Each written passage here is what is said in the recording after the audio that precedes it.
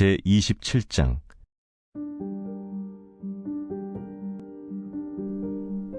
너는 내일 일을 자랑하지 말라.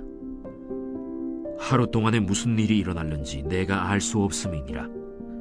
타인이 너를 칭찬하게 하고 내 입으로는 하지 말며 외인이 너를 칭찬하게 하고 내 입술로는 하지 말지니라. 돌은 무겁고 모래도 가볍지 아니하거니와 미련한 자의 분노는 이 둘보다 무거우니라. 부는 잔인하고 노는 창수 같거니와 투기 앞에야 누가 서리요. 면책은 숨은 사랑보다 나으니라. 친구의 아픈 책망은 충직으로 말미암는 것이나 원수의 잦은 입맞춤은 거짓에서 난 것이니라. 배부른 자는 꿀이라도 싫어하고 줄인 자에게는 쓴 것이라도 다니라. 고향을 떠나 유리하는 사람은 보금자리를 떠나 떠도는 새와 같으니라. 기름과 향이 사람의 마음을 즐겁게 하나니 친구의 충성된 권고가 이와 같이 아름다우니라. 내 친구와 내 아비의 친구를 버리지 말며 내 환난 날에 형제의 집에 들어가지 말지어다. 가까운 이웃이 먼 형제보다 나으니라. 내 아들아, 지혜를 얻고 내 마음을 기쁘게 하라. 그리하면 나를 비방하는 자에게 내가 대답할 수 있으리라. 슬기로운 자는 재앙을 보면 숨어 피하여도 어리석은 자들은 나가다가 해를 받느니라. 타인을 위하여 보증선자의 옷을 취하라. 외인들을 위하여 보증선자는 그의 몸을 볼모 잡을지니라. 안녕하십니까, 박혜정입니다. 오늘 계속 잠언 말씀 같이 볼게요. 할렐루야. 잠언 말씀을 읽으면서 저희들이 좀 생각해야 될 게 있어요. 지혜로운 자와 어리석은 자가 계속 나오잖아요. 근데 이 지혜로운 자에 대한 개념, 어리석은 자에 대한 개념이 저희들이 알고 있는 세상적인 어떤 지식으로 이거를 보게 되면 또 하나의 책을 읽는 그런 좀 그런 어려움이 있을 것 같아요. 지혜가 무엇입니까? 우리 지혜로운 자 또는 지혜, 이런 부분이 계속 나오는데 성경은 성경이 해석을 하거든요. 근데 잠언서 앞에 보시면 지혜가 길거리에서 소리를 지른다, 오라고. 지혜가 어떻게 소리를 지르나요? 지혜라는 건 우리가 조금 좋은 생각이라든지 이렇게 하면 똑똑하다라든지 그런 게 아니라 바로 예수 그리스도, 하나님 그 자체를 의미한다는 거죠. 그럼 어리석은 자는 누구겠습니까? 하나님을 떠난 사람, 하나님을 생각하지 않고 자기가 옳다고 생각하는 사람, 그런 사람이 바로 어리석은 자가 되겠죠. 26장 말씀에도 그런 이야기가 계속 나오죠. 자신이 스스로 지혜롭다, 이렇게 생각하는 게 제일 더 무섭다, 그게 제일 더 큰 문제다 라고 이야기를 하고 있어요.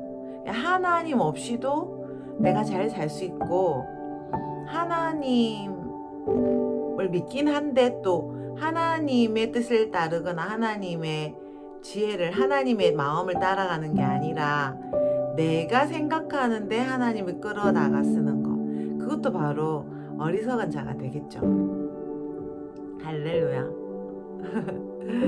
그래서 요즘 잠언 읽는 재미가 참 쏠쏠한 것 같습니다. 잠언을 읽는데 너무 아름다운 말씀이 너무 많다고 여러분도 생각하시죠? 우리 사랑하는 가족 여러분, 이 잠언 우리가 지나간 시간들 것도 좀 읽으면서 생각해 보면 너무 좋을 것 같아요. 할렐루야. 특히 24장의 1절에서 22절 그 부분은 정말 저희들에게 가장 좀 중요한 말씀이 아닌가 생각해요. 집을 짓는데 뭐로 짓는다고요? 24장 3절 이렇게 보시면 집을 짓는데 지혜로 짓고, 일을 이루는데 명철로 하고, 그게 다 뭡니까? 하나님 안에서 발견되는 거죠. 그래서 그 14절 이렇게 내려오면요, 하나님이라는 이야기 나오지 않지만 지혜를 발견하면 너는 장래에 소망이 넘치는 사람이 될 거고, 그거를 갖고 있으면 너의 소망은 절대 끊이지 않을 것이다. 그러나 낙심하면 아무것도 없을 거야, 이렇게 이야기를 합니다. 우리가 하나님을 발견하는 것만큼 하나님을 한 번 발견하고 한 번 은혜 받고 끝나는 게 아니라 하나님 안에서 계속 하나님 안에서 우리가 발견되고, 또 우리가 하나님 안에 있는 그 귀한 지식들, 지혜들을 발견해 나가는 게 중요하고, 발견하는 뿐 아니라 그것을 우리 삶에 그대로 적용하는 거죠. 더 재밌는 건요, 그게 5절 이렇게 내려오면 싸움에서 이기고 싶으면 진짜 힘이 세야 되잖아요. 근데 힘이 센 게 누가 세냐면 지혜를 가진 사람이 힘이 세다는 거예요. 우리는 운동을 많이 해야 힘이 세잖아요. 근데 지혜를 가져야 힘이 세요. 다시 말해서 하나님을 가져야, 하나님밖에 없어야 모든 전쟁에서 이길 수 있고요. 또 그 전쟁에서 이기려면 많은 지혜자가 필요하다고 이야기해요. 많은 지혜자가 어디 있습니까? 많은 하나님밖에 없는, 하나님을 정말 하나님으로 섬기는 사람들이 우리 주위에 많이 필요하다는 거죠. 할렐루야. 우리 영상을 같이 하는 가족들은 바로 그런 지혜 그 자체이신 분들이어서 제가 너무 감사하고, 또 우리가 같이 걸어갈 수 있어서 너무나 기쁘고 좋습니다. 할렐루야. 오늘 말씀을 좀 돌아볼까요? 24장 말씀을 좀 말씀드렸는데, 너무 좋아서 한 번 더 말씀을 드린 거예요. 거기 보면 집을 짓는다는 표현이 나오는데, 지금 우리로 하면 뭐죠? 부동산을 산다 라고 생각하면 어떨까요? 우리가 땅도 있고 부동산도 있고 또 재산도 좀 있고 싶잖아요.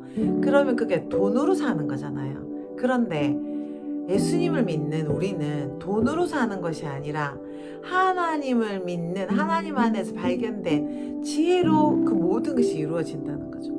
그게 없으면 돈이 있어도 우리에게 소용이 없는 것입니다. 오늘 27장 말씀은 좀 난해한 구절이 많아요. 1절부터 이렇게 좀 읽어보시면 다 아시는 내용들인데요. 이것도 이렇게 살아야지 저렇게 살아야지 이런 의미로 보지 마시고, 하나님 안에서 어떻게 살아야 되는가, 그런 차원으로 보시면 참 좋을 것 같아요. 하나님 안에서 어떻게 해야 되죠? 우리는 내일 일을 자랑하지 말아야 되죠. 하나님이 우리를 어떻게 이끌어 가실지, 내일 우리를 천국으로 부르실지, 또 아프리카 선교사로 가라고 하실지 모르는 거니까 성령님의 인도, 내 안에 계신 예수님의 인도를 따라서 말을 하지, 내가 어떻게 할 거다 라고 말하는 거는 어리석은 일이다라는 그런 뜻으로 해석하시면 참 좋을 것 같아요. 다시 말씀드리면요, 우리가 지혜다, 막 이렇게 했으면 좋겠다 저렇게 했으면 좋겠다 이야기가 많잖아요. 그걸 듣다 보면 세상은 이렇게 살아야지란 노하우에 관한 어떤 책으로 저희들이 이거를 받아들이게 돼요. 그거는 정말 잠언을 읽는 좋은 태도가 아니라고 생각해요. 하나님이 어디 계십니까? 예수님이 어디 계세요? 우리 안에 계시잖아요. 우리한테 성령님을 주셨죠. 그래서 이 성령님을 의지하면서, 그 하나님을 의지하면서 내 안에 계신 예수님을 따라서 계속 어떻게 걸어야 될지를 오늘도 저희들에게 이야기한다고 생각해요. 2절은 자랑하지 마라. 네가 지금 한 게 뭐가 있니? 너 안에 계신 예수님이 다 해주신 거고 하나님이 다 주신 건데 다른 사람들이 너를 증명할 수 있도록 해야 된다. 3절. 이것도 저것도 무거운데, 미련한 자는 뭐라 그랬죠? 하나님 없이 사는 사람, 하나님을 조금 아는 사람이라고 했습니다. 미련한 사람, 어리석은 자는 화를 잘 내요. 저보고 하는 말인 것 같아요. 정말 이 잠언을 읽을수록 제가 얼마나 어리석은 자인지 깨닫습니다. 어리석은 자라는 걸 인정하지 않을 수 없어요. 왜 그렇게 화가 잘 나는지 모르겠어요. 요즘 금식한다고 살짝 또 배가 고프다 보니까 더 은혜가 막 충만해야 되는데 힘이 없으니까 좀 이렇게 화가 살짝 날 때가 있는 것 같아요. 근데 지금 여기서 말하는 화는 그런 화기도 하지만 분노죠. 근데 지금 앞에 했던 그 성경 구절 기억나세요? 잠언의 23장이었나요? 울분을 가진 사람하고는 친구하지 마라. 그 사람은 그 끝없는 함정이고 그 사람하고 같이 있으면 네가 배울 게 될 건데 너는 죽음의 길로 가는 거야. 이런 이야기 기억나시나요? 23장에 있는 말씀인데. 근데 우리가 좀 화가 많이 나지 않습니까? 아, 누구는 금수저인데 나는 왜 옥수수야? 누구는 뭐 이런데 나는 왜 아직 이럴까? 나 누구는 기도 응답 받는데 난 아직 안 받을까? 뭐 여러 가지 울분이 있고 화가 저 사람은 나한테 왜 저럴까? 뭐 화가 있잖아요. 분노가 있잖아요. 근데 그게 그냥 화가 난다, 분노가 난다가 아니라 오늘 뭐라고 하나요? 너무 무거운 일이라는 거죠. 돌보다 더 무거우니까 어때요? 감당 못하는 거죠. 내 안에 자기 연민이나 피해의식이나 그런 울분이 있으면 나만 죽는 게 아니고 모두 다 죽이는 거죠. 나도 죽고 내 옆에 있는 사람도 다 죽고 그런 사람하고 가까이 하지 말라고 하셨는데 제가 바로 울분이 가득한 사람이고 또 우리가 울분이 가득한 사람일 때가 있잖아요. 그건 무엇입니까? 하나님의 지혜로 살지 않고 내가 옳다고 생각하니까 내가 지혜롭다고 생각하고 내가 뭐 어떻게 잘못했는데 이렇게 생각하다 보니까 화가 나고 울분이 생기고 하나님이 주신 걸 감사하는 마음이 생기는 게 아니라 저 사람은 저렇게 많이 가자 나는 왜 없지? 이거 왜 이렇게 기도가 응답이 안 되지? 이렇게 생각할 때 하나님에 대해서도 화가 날 수도 있거든요. 또 누가 내를 생각하는 만큼 잘해주지 않으면 또 화가 나잖아요. 그런 게 전부 다 지혜롭지 못한 하나님을 떠난 생각이라는 것입니다. 그게 결국 우리를 망하게 할 거라는 거죠.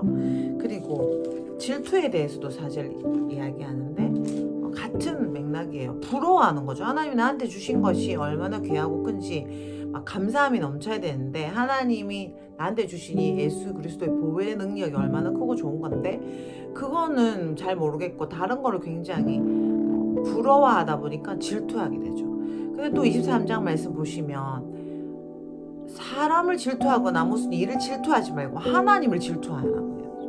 하나님의 그 하나님을 경외하는 거를 질투할 정도로 열심히 하라고 이야기하고 있어요. 지혜로운 자는 어떤 자입니까? 뭔가 일에 대해서 사람에 대해서 질투하고 늘 생각하는 사람이 아니라 오로지 하나님을 두려워 하나님만 생각하는 사람, 그 사람이라는 것입니다. 그리고 5절과 6절 또 이렇게 보시면은 우리의 그 기본적으로 좋다는 생각을 좀 바꿔주는데요. 숨어서 사랑하고 이렇게 혼자서 말 안 하고 이렇게 하는 것보다는 대놓고 네가 잘못했다 이렇게 이야기하라는 거고요.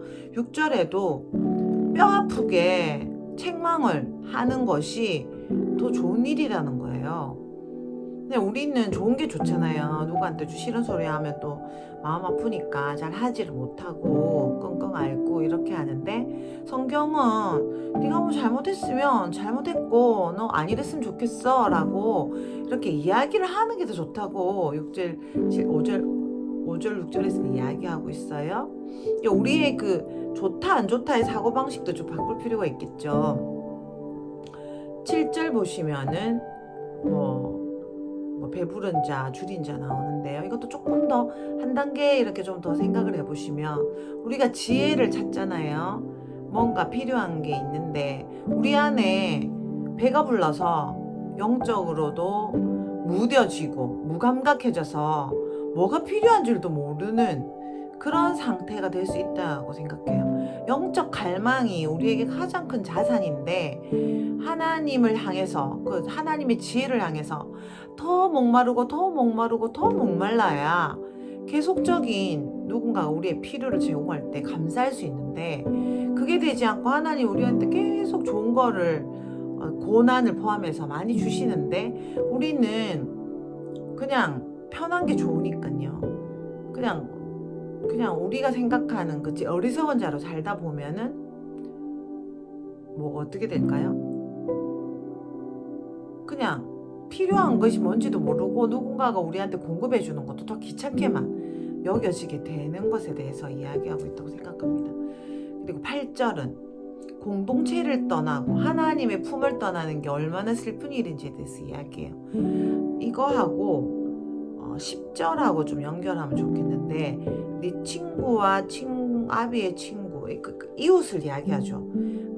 제가 이제 24장 한번 말씀드렸었는데, 많은 지혜자가 필요해요. 그러니까 집을 지으려면 내가 하나님을 잘 믿으면 되는데, 집이 아니라 어떤 전쟁에서 승리하려면 많은 지혜자가 필요하다는 거죠. 근데 그 지혜자가 누구냐면 친구들이고, 또 친구의 아버지의 친구니까요. 그 마을 사람들을 이야기하는 거잖아요. 제가 계속 말씀드리지만 우리는 마을을 만들어야 돼요. 우리는 영적인 마을을 만들지 않으면 지금 이 타락한 세상에서 정말 너무 힘들어지게 될 거예요. 근데 그 마을을 어떻게 만들 것인가.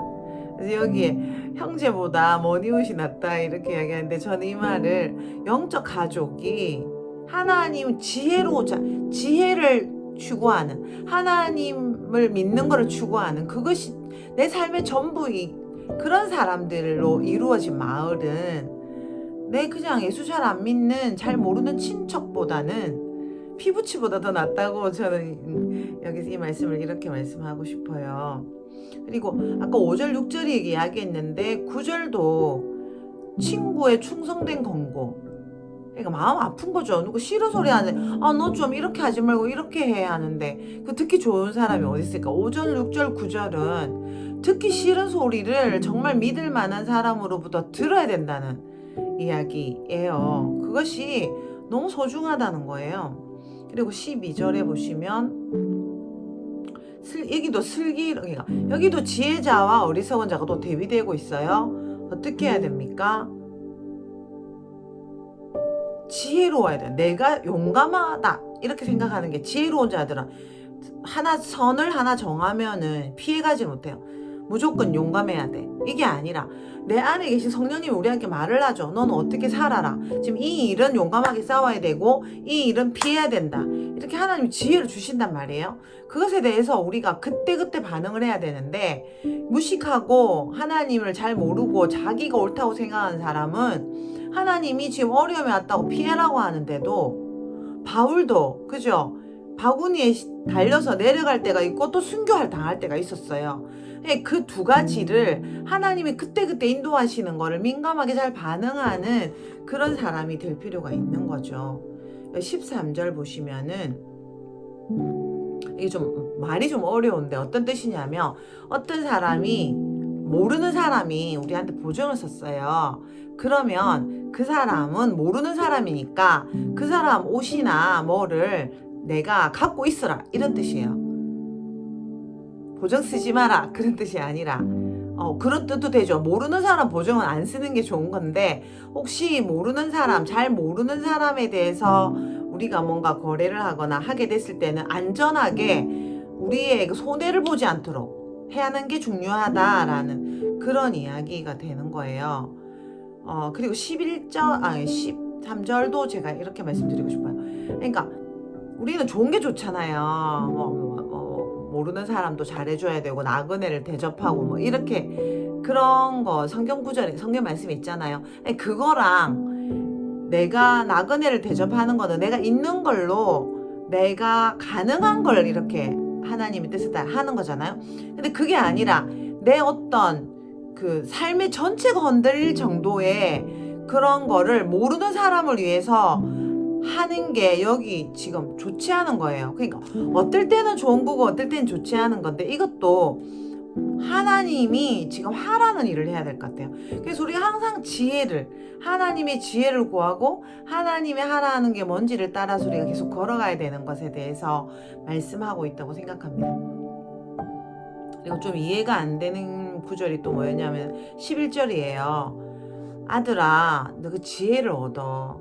그러면 내가 이제 아버지가 이야기하는 거죠. 내가 마음이 기쁠 건데 다른 사람이 날 비방하면 내가 할 말이 있을 거야. 이게 그러니까 어떤 뜻이냐면 누군가가 우리 자녀에 대해서 막 비방을 할 수 있잖아요. 뭐 이러지만 뭐 당신 아들 왜 이래요? 뭐 이렇게 누군가가 이 아버지라는 사람에 대해서 비방할 수도 있고 자식에 대해서도 비방할 수가 있는 거죠. 근데 그럴 때 이 자녀가 우리가 하나님을 딱 믿고 중심으로 갈 때는 이게 시간이 지나보면 어때요? 비방할 일이었던 것 같은데 결국은 결과가 너무 좋은 거잖아요. 하나님을 믿고 갔으니까 그것이 희생하든 거든 또 어떻게 하든 거든 간에 하나님이 응답 준 거는 반드시 좋은 하나님의 열매를 맺게 되는 거니까 이 부모님도 같이 내가 할 말이 있을 거야 라고 이야기하는 거죠. 정리를 한번 해볼까요? 하나님을 따를 것인가 아니면 내가 생각할 때 또는 세상에서 말하는 것을 따를 것인가 라는 거예요. 그것과 우리는 끊임없이 싸우고 있어요. 현실적이라는 거에 대해서 어떻게 생각하세요? 우리는 이렇게 신앙생활 하다 보면 광신자가 되면 안 되고 적당해야지라는 생각이 들 때가 많이 있어요. 또 그렇게 되면 너무 어려운 일이 많이 생기니까요. 근데 성경은 그렇게 이야기했지 않아요. 가장 영적인 거, 가장 하나님적인 게 가장 실제적이라고 이야기하죠. 24장에 집을 지으려면 뭐로 짓는다고요? 하나님의 지혜로 짓는 겁니다. 우리에게 하나님을 따르는 한 시간 한 시간 순간순간 하나님을 따라가는 또 하나님이 주신 예수 그리스도의 이 장성한 분량을 성장시키는 그런 거를 하지 않는다면 우리는 실패하게 될 것입니다. 우리는 안 믿는 사람보다 훨씬 더 못한 존재가 될 거예요. 안 믿는 사람들 비방을 받고 대답할 거리가 없을 거예요. 예수님을 믿는데 그것을 올인하지 않은 사람은 열매가 없거든요. 지금 잠언에서 계속 이야기하고 있어요. 올인해라. 하나님께 올인해라. 너 안에 있는 예수님을 성장시키는데 올인해라. 너가 어리석은 자, 네가 옳다고 생각하는 자가 되지 않도록 해라. 그걸 네가 옳다고 생각하는 걸 따라가지 말고 자기 연민과 자기 피의식을 따라가지 말고 하나님이 너에게 말씀하시는 걸 계속 따라가고 그걸 실천하고 그것이 가장 그 영적인 것이 실제적이 되는 그런 삶을 살도록 해서 다른 사람도 너를 보고 따라오도록 해라. 그것이 바로 부모님도 자랑스럽게 하도록 해라. 그것이 바로 지금 잠언이 우리에게 말하고 있는 거라고 생각합니다. 할렐루야. 우리가 걸어가는 길이죠. 여러분 지금 힘들지만 힘을 내셔서 우리 같이 걸어가 봅시다. 할렐루야. 우리 아픈 가족들이 더 많이 있는데 위해서 기도하고 그러면 너무 좋을 것 같습니다. 또 여러분도 알게 모르게 아프시고 또 집을 살 일이 많이 돈 들 일이 많이 있으시잖아요. 어떻게 해야 될까요? 오로지 하나님 앞에서 우리가 서고 하나님을 또 발견하고 또 실천하고 주님의 능력으로 하다 보면 우리는 소망이 넘치는 미래를 갖게 되고 우리의 소망은 절대 꺾이지 않을 것입니다. 우리 사랑하는 가족 여러분, 바로 하나님이 영적인 것이 가장 실제적인 것이라는 걸 증명하는 우리 교회가 되고 우리 개인이 되고 우리 공동체가 되기를 간절히 소원합니다. 할렐루야. 기도하겠습니다. 주님, 이렇게 아름다운 말씀을 주셔서 감사드립니다. 자꾸 내 생각과 내가 똑똑해지려는 게 아니라 하나님을 추구하고 하나님 말씀대로 사는 하나님으로 사는 성령님으로 사는 가장 영적인 것이 실제적인 것 생활과 삶이 하나가 되는 그 삶으로 우리를 인도해 주시기 위해서 잠언을 주셔서 감사드리고 성령님을 보내주셔서 감사드립니다. 그렇게 살아가고 있는 우리 가족들을 축복하고 한국의 가족들, 온 세계 가족들을 축복합니다. 우리가 이 하나님의 얼마나 선하신지 증명해내는 바로 그 사람으로 우리를 불러주셨음을 감사드리고 그 예수님의 오실 길 예배하는 사람으로 불러주신 주님을 찬양합니다. 우리 가족들을 축복하고 지켜주시고 특히 아프신 분들 또 재정적으로 관계에 또 정신적으로 어려움을 겪고 있는 모든 분들에게 그 하나님의 지혜로 가득한 그 놀라운 축복을 주시는 주님 찬양합니다. 모든 영광 받아주십시오. 예수님 이름으로 기도드렸습니다. 아멘. 여러분 사랑합니다. 참 지혜자이신 예수님을 닮은 여러분 우리 가족들이 있어서 우리는 함께 승리합니다. 화이팅! 사랑해요.